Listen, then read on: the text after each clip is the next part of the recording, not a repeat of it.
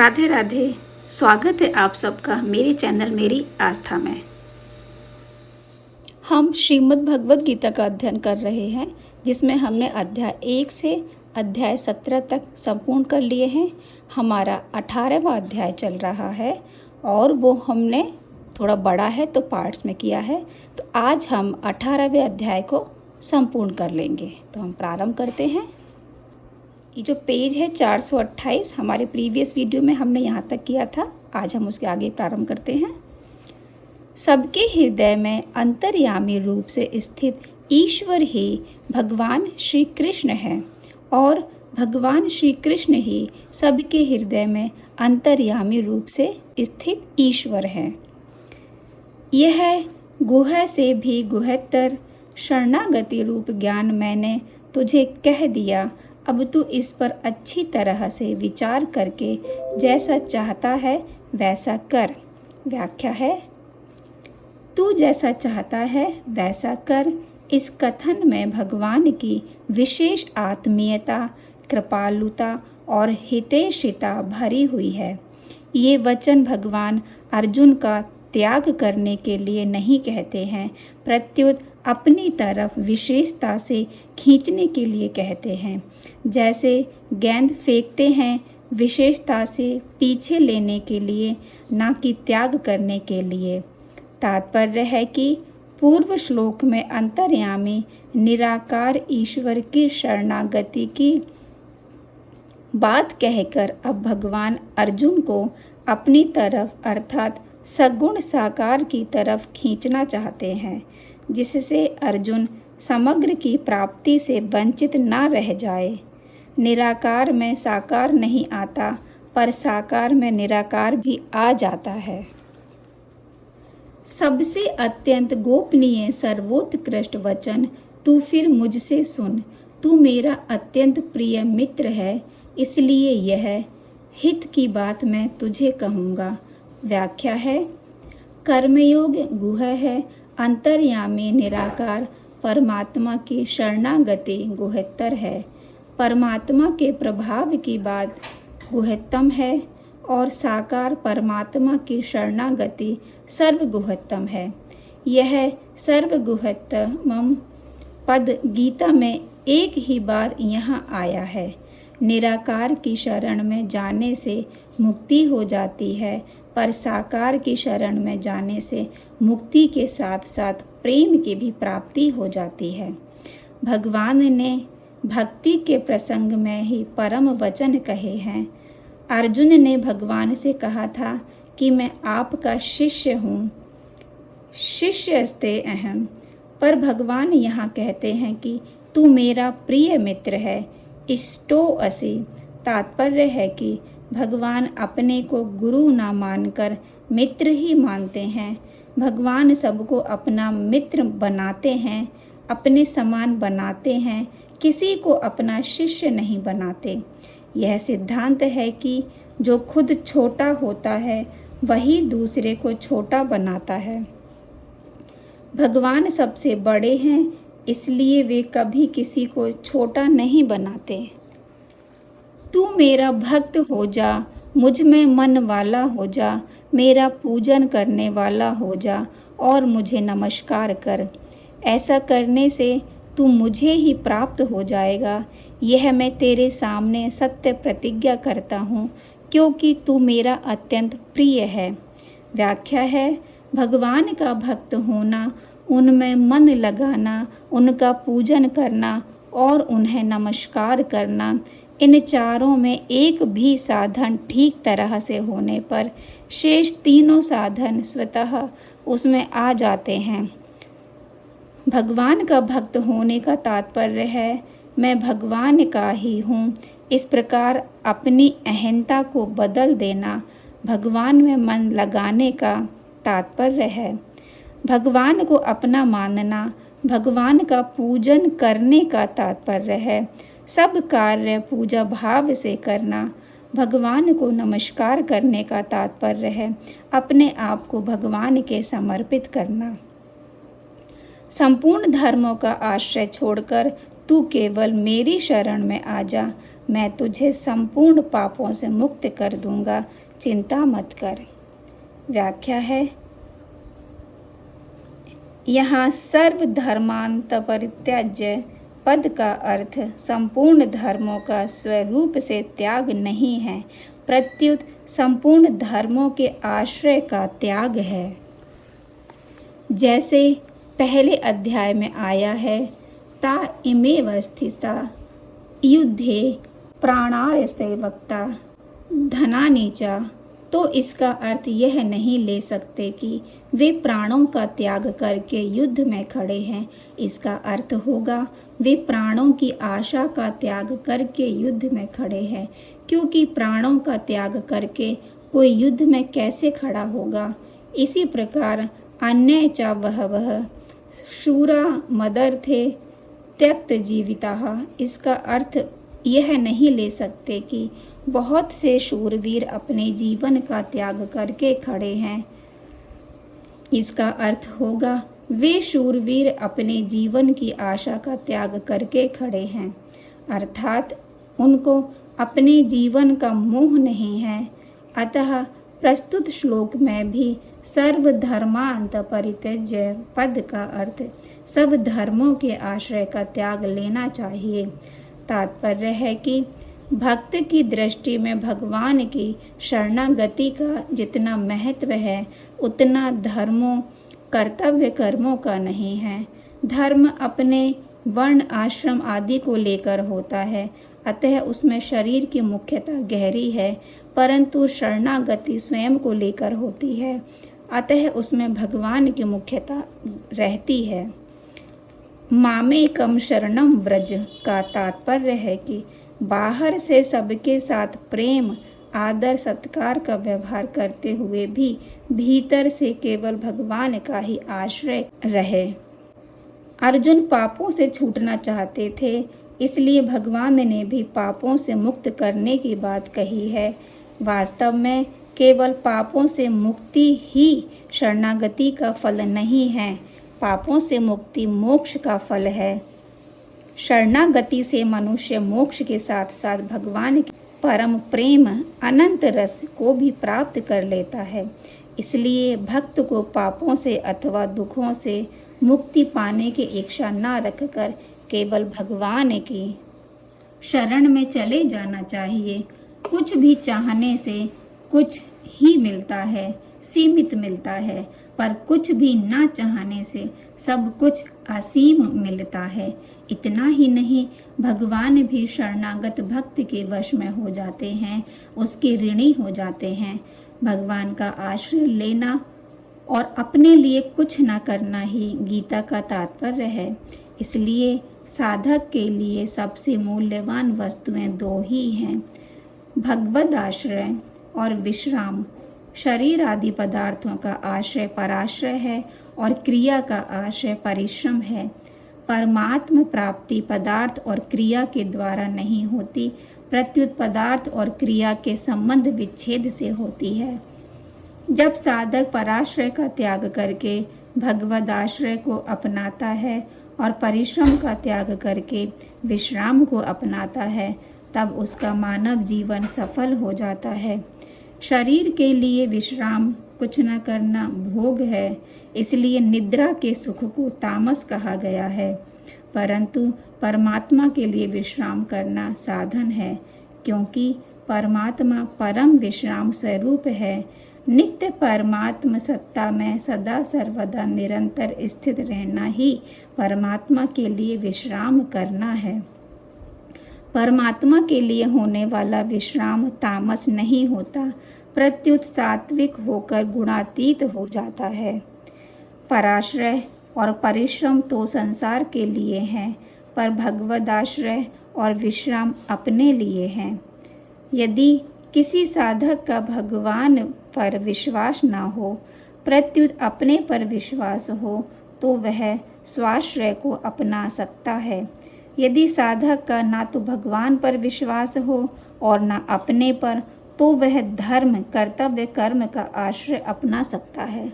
मैं भगवान का ही हूँ, भगवान ही मेरे हैं, इसको स्वीकार कर लेना भगवान का आश्रय है। मेरा कुछ नहीं है, मुझे कुछ नहीं चाहिए, इसको स्वीकार कर लेना स्वयं का आश्रय है। पदार्थ और क्रिया केवल दूसरों की सेवा के लिए है। इसको स्वीकार कर लेना धर्म का आश्रय है। भगवान का आश्रय भक्ति योग है। स्वयं का आश्रय ज्ञान योग है। धर्म का आश्रय कर्म योग है।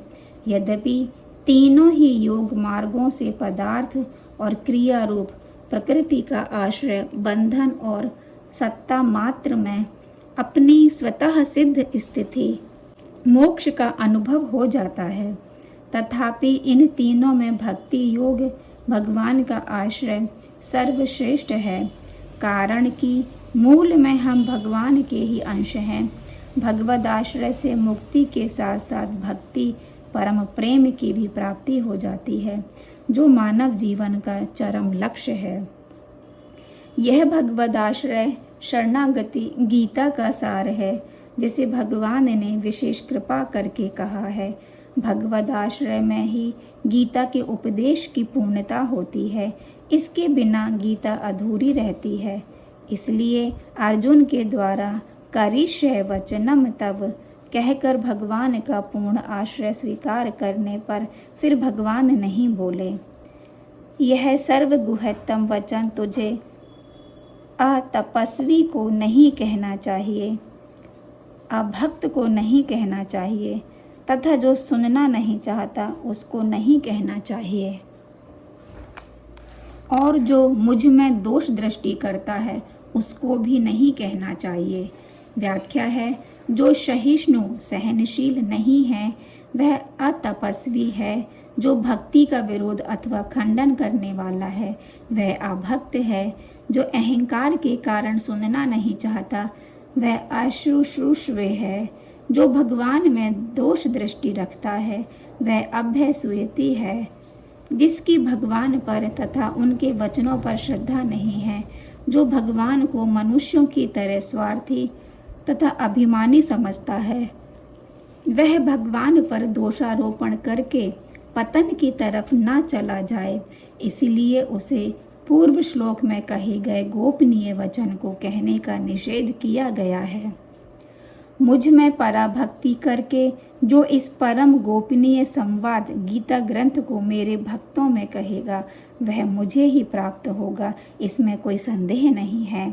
व्याख्या है, जो केवल भगवान की भक्ति का उद्देश्य रखकर निस्वार्थ भाव से इस परम गोपनीय गीता को भक्तों में सुनाता है वह भगवान को प्राप्त होता है। जो भोजन शयन शौच स्नान आदि शारीरिक क्रियाओं को भी भगवान के अर्पित कर देता है वह भी भगवान को ही प्राप्त हो जाता है। फिर जो केवल भगवद भक्ति का उद्देश्य रखकर भगवद वाणी गीता का प्रचार करता है वह भगवान को प्राप्त हो जाए, इसमें कहना ही क्या है। उसके समान मेरा अत्यंत प्रिय कार्य करने वाला मनुष्यों में कोई भी नहीं है, और इस भूमंडल पर उसके समान मेरा दूसरा कोई प्रियतर होगा भी नहीं। व्याख्या है, जिसका एकमात्र भगवत प्राप्ति का भगवत प्रेम का ही उद्देश्य है, जो गीता के अनुसार ही अपना जीवन बनाना चाहता है, ऐसा साधक ही गीता के प्रचार का अधिकारी होता है। ऐसा साधक ही भगवान का अत्यंत प्रिय कार्य गीता प्रचार करने वाला है।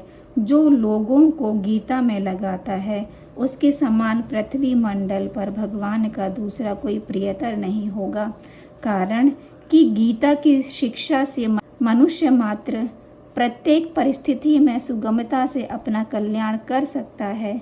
गीता ने युद्ध जैसी परिस्थिति में भी कल्याण होने की बात कही है।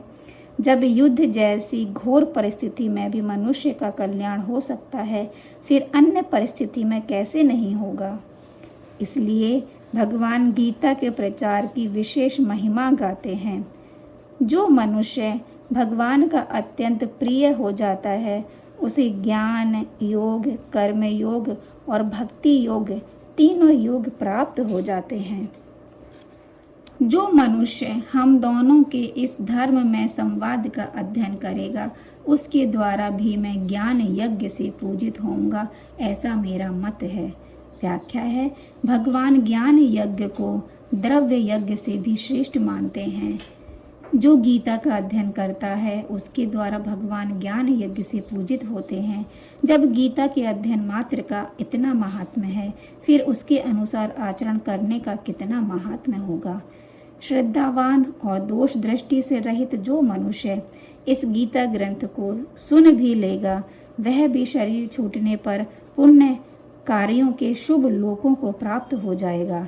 व्याख्या है, गीता की बातों को जैसा सुन ले, उसे प्रत्यक्ष से भी बढ़कर पूज्य भाव सहित वैसा का वैसा मानने वाले का नाम श्रद्धावान है, और उन बातों में कहीं भी किसी भी विशेष में किंचित मात्र भी कमी ना देखने वाले का नाम अनसूय है। ऐसा श्रद्धावान तथा दोष दृष्टि से रहित मनुष्य गीता को केवल सुन भी ले तो वह भी शरीर छूटने पर पुण्य कार्यों के शुभ लोकों को प्राप्त कर लेता है। श्रद्धा भक्ति के तारतम्य से गीता के सुनने में तारतम्य रहता है, और सुनने के तारतम्य से श्रोता का स्वर्गादि लोकों से लेकर भगवल लोक तक अधिकार हो जाता है। तात्पर्य है कि श्रोता में अधिक श्रद्धा भक्ति होगी तो वह भगवान के परम धाम को प्राप्त हो जाएगा, और कम श्रद्धा भक्ति होगी तो वह ब्रह्मलोक तक के लोकों को प्राप्त हो जाएगा। हे प्रथानंदन, क्या तुमने एकाग्र चित्त से इसको सुना? और हे धनंजय, क्या तुम्हारा अज्ञान से उत्पन्न मोह नष्ट हुआ? अर्जुन बोले, हे अच्युत, आपकी कृपा से मेरा मोह नष्ट हो गया है और मैंने स्मृति प्राप्त कर ली है। मैं संदेह रहित होकर स्थित हूँ। अब मैं आपकी आज्ञा का पालन करूँगा। व्याख्या है, लौकिक स्मृति तो विस्मृति की अपेक्षा से कहीं जाती है, पर अलौकिक तत्व की स्मृति विस्मृति की अपेक्षा से नहीं है, प्रत्युत अनुभव रूप है। इस तत्व की निरपेक्ष स्मृति अर्थात अनुभव को ही यहाँ स्मृति लब्धा कहा गया है। वास्तव में तत्व की विस्मृति नहीं होती, प्रत्युत विमुखता होती है। तात्पर्य है कि पहले ज्ञान था, फिर उसकी विस्मृति हो गई। इस तरह तत्व की विस्मृति नहीं होती। यदि ऐसी विस्मृति माने तो स्मृति होने के बाद पुनः विस्मृति हो जाएगी। इसलिए गीता में आया है, यज्ञात्वा न पुनर्मोहम, अर्थात उसे जान लेने के बाद फिर मोह नहीं होता। अभाव रूप असत्य को भाव रूप मानकर महत्व देने से तत्व की तरफ से वृत्ति हट गई। इसी को विस्मृति कह देते हैं। वृत्ति का हटना अथवा लगना भी साधक की दृष्टि से है, तत्व की दृष्टि से नहीं। तत्व की दृष्टि से वृत्ति हटे अथवा लगे, तत्व ज्यों का त्यों ही रहता है। अभाव रूप असत को अभाव रूप ही मान लें तो भाव रूप तत्व स्वतः ज्यों का त्यों रह जाता है। जीव अनादि काल से स्वतः परमात्मा का है, उसे केवल संसार के आश्रय का त्याग करना है। अर्जुन को मनुष्य रूप से भक्ति योग की स्मृति हुई है। कर्म योग तथा ज्ञान योग तो साधन है, पर भक्ति योग साध्य है। इसलिए भक्ति योग की स्मृति ही वास्तविक है। भक्ति योग की स्मृति वासुदेवः, अतः एक वासुदेव के सिवाय कुछ भी नहीं है। इसका अनुभव होना ही स्मृतिर्लब्धा है। यह अनुभव केवल भगवत कृपा से ही होता है। त्वत् प्रसादात वचन सीमित होते हैं, पर कृपा असीम होती है। चिंतन में तो कर्तव्य होता है, पर स्मृति में कर्तव्य नहीं है, कारण कि चिंतन मन में होता है। मन से परे बुद्धि है, बुद्धि से परे अहम है, और अहम से परे स्वरूप है। उस स्वरूप में स्मृति होती है। स्वरूप कर्तत्व रहित है। चिंतन तो हम करते हैं, पर स्मृति में केवल दृष्टि उधर जाती है। तत्व में विस्मृति नहीं है, इसलिए दृष्टि उधर जाते ही स्मृति हो जाती है। स्थितियों तो अस्में गत संदेह। अर्जुन को पहले छात्र धर्म की दृष्टि से युद्ध करना ठीक दिखता था, फिर गुरुजनों के सामने आने से युद्ध करना पाप दिखने लगा। परंतु स्मृति प्राप्त होते ही सब उलझनें मिट गईं। मैं क्या करूं, युद्ध करूं या नहीं करूं, मेरा कल्याण किसमें है, यह संदेह बिल्कुल नहीं रहा। अब अर्जुन के लिए कुछ करना शेष नहीं रहा, प्रत्युत केवल भगवान की आज्ञा का पालन करना ही शेष रहा। करिष्ये वचनम तब, यही शरणागति है। संजय बोले, इस प्रकार मैंने भगवान वासुदेव और महात्मा प्रथानंदन अर्जुन का यह रोमांचित करने वाला अद्भुत संवाद सुना। व्याख्या है, भगवान का स्वयं अवतार लेकर मनुष्य जैसा काम करते हुए अपने आप को प्रकट कर देना और मेरी शरण में आ जा, यह अत्यंत रहस्य की बात कह देना, यही संवाद में रोमहर्षण करने वाली, प्रसन्न करने वाली, आनंद देने वाली बात है। गीता में महात्मा शब्द केवल भक्तों के लिए आया है। यहाँ संजय ने अर्जुन को भी महात्मा कहा है, क्योंकि वे अर्जुन को भक्त ही मानते हैं। भगवान ने भी कहा है, भक्तो असि में। व्यास जी की कृपा से मैंने स्वयं इस परम गोपनीय योग गीता ग्रंथ को कहते हुए साक्षात योगेश्वर भगवान श्री कृष्ण से सुना है। व्याख्या है, भगवान श्री कृष्ण और महात्मा अर्जुन का पूरा संवाद सुनने पर संजय के आनंद की कोई सीमा नहीं रही। इसलिए वे हर्षोल्लास में भरकर कह रहे हैं कि मैंने यह संवाद परंपरा से अथवा किसी के द्वारा नहीं सुना है, प्रत्युत इसे मैंने साक्षात भगवान के मुख से सुना है। हे राजन, भगवान श्री कृष्ण और अर्जुन के इस पवित्र और अद्भुत संवाद को याद करके मैं बार बार हर्षित हो रहा हूँ। व्याख्या है, भगवान श्री कृष्ण और अर्जुन के इस संवाद में जो तत्व भरा हुआ है वह किसी ग्रंथ, महात्मा आदि से सुनने को नहीं मिला। यह भगवान और उनके भक्त का बड़ा विलक्षण संवाद है। इतनी स्पष्ट बातें दूसरी जगह पढ़ने सुनने को मिलती नहीं। इस संवाद में युद्ध जैसे घोर कर्म से भी कल्याण होने की बात कही गई है। प्रत्येक वर्ण, आश्रम, संप्रदाय आदि का मनुष्य प्रत्येक परिस्थिति में अपना कल्याण कर सकता है, यह बात इस संवाद में मिलती है। इसलिए यह संवाद बड़ा अद्भुत है। केवल संवाद में ही इतनी विलक्षणता है, फिर उसके अनुसार आचरण करने का तो कहना ही क्या। ज्ञान, कर्म, भक्ति की ऐसी विलक्षण बातें और जगह सुनने को मिली ही नहीं। इसलिए इनको सुनकर संजय बार बार हर्षित हो रहे हैं। हे राजन, भगवान श्री कृष्ण के उस अत्यंत अद्भुत विराट रूप को भी याद कर करके मुझे बड़ा भारी आश्चर्य हो रहा है और मैं बार बार हर्षित हो रहा हूँ। व्याख्या है, भगवान के विषय में पहले तो संजय ने शास्त्र में पढ़ा, फिर अद्भुत संवाद सुना और फिर अति अद्भुत विराट रूप देखा।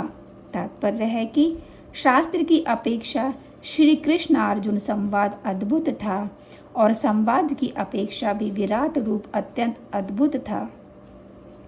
जहाँ योगेश्वर भगवान श्री कृष्ण हैं और जहाँ गांडीव धनुषधारी अर्जुन हैं, वहाँ ही श्री विजय, विभूति और अचल नीति है, ऐसा मेरा मत है।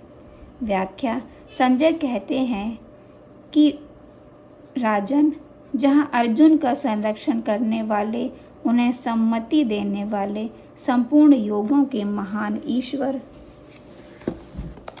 महान बलशाली, महान ऐश्वर्यवान, महान विद्यावान, महान चतुर भगवान श्री कृष्ण हैं और जहाँ भगवान की आज्ञा का पालन करने वाले भगवान के प्रिय सखा तथा शरणागत भक्त गांडीव धनुधारी अर्जुन हैं, उसी पक्ष में मैं श्री विजय, विभूति और अचल नीति ये सभी हैं और मेरी सम्मति भी उसी पक्ष में ही है।